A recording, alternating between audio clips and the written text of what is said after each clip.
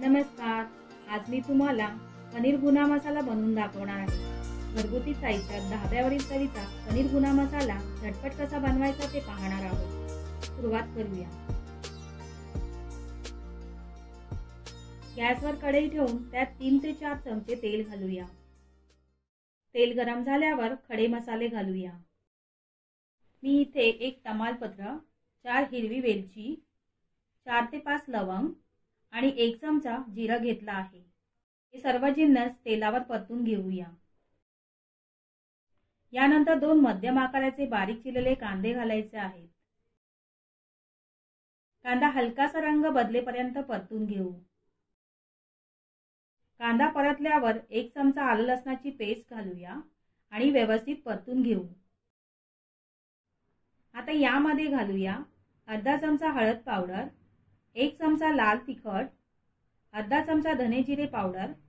सर्व मसाले व्यवस्थित परतून घ्यायचे आहेत। यामध्ये आता 2 टोमॅटोची प्युरी घालायची आहे।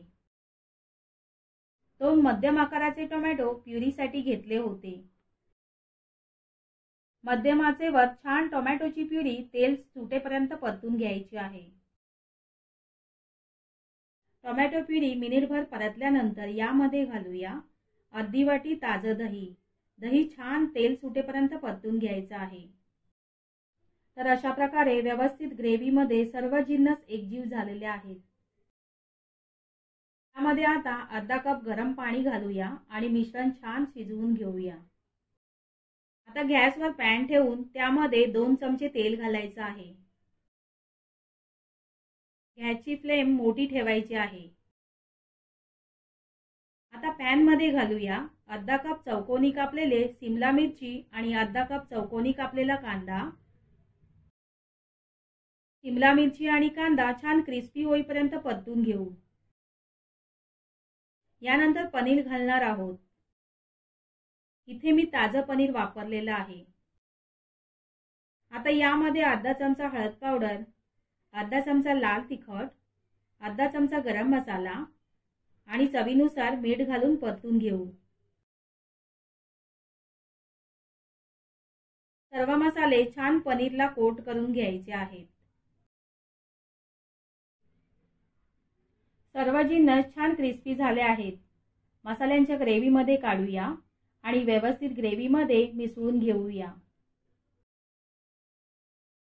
कढईवर झाकण ठेवून भाजी 5 मिनिटे शिजवून घ्यायची आहे।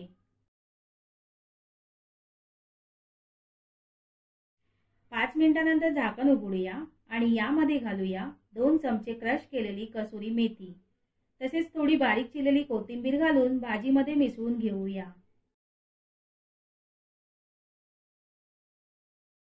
गॅस बंद करायचा आहे।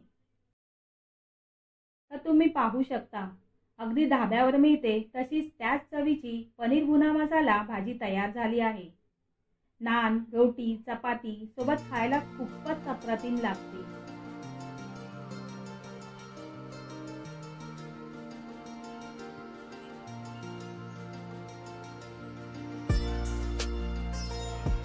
आजची रेसिपी आवडल्यास लाईक करा, कमेंट करा आणि चॅनलला सबस्क्राइब करा।